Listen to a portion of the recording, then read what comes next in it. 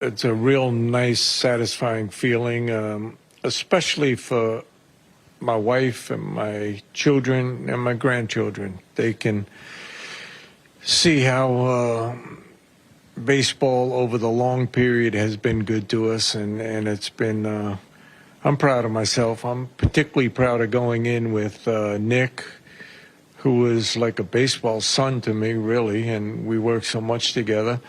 And Dick Bowie, too. Dick was a knowledgeable baseball guy.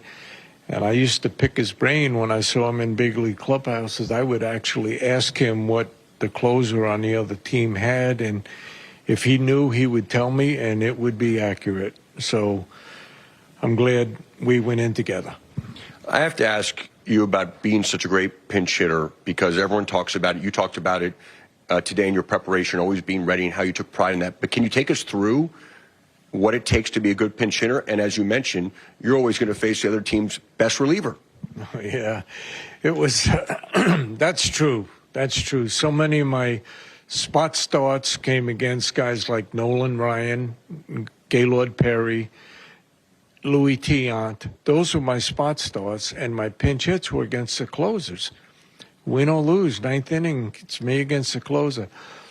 I think there's a few things that happen, and some of them are more natural than others. I don't get excited. I'm pretty calm. If you need somebody to make a foul shot, I would pick myself, at the end of a game. So that's number one. Number two, I could hit. I had the God-given natural ability to hit a little bit. And also, I had the ability, when I became solely a pinch hitter, where you don't have the luxury to pop up the first time up and then make an adjustment and then come and hit the second time. You break down the mechanics of hitting, so you get it done, boom, in one shot. I've talked to Brian Roberts, Adam Jones, and Nick Markakis about you as a hitting coach. What were some of your philosophies, and what is the key of being a good hitting coach? Well, the actual key to being a hitting coach is you have to know what works and what doesn't work. I worked for Boston for a couple of years, and I was around the great Ted Williams, the most fabulous hitter that ever played, probably the greatest hitter that ever played. He lost 4 years to the war.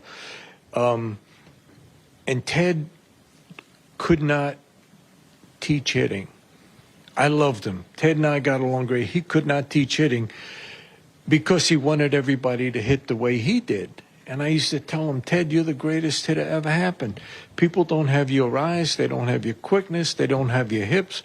And they certainly don't have your power. So in the 6% uppercut, I said, I don't know if that works on infielders that have to hit the ball the other way. So anyway, I knew what worked for each hitter, and I knew what didn't work. And I knew how to break down the mechanics to handle specific pitches. Inside fastballs, I had my drills for that.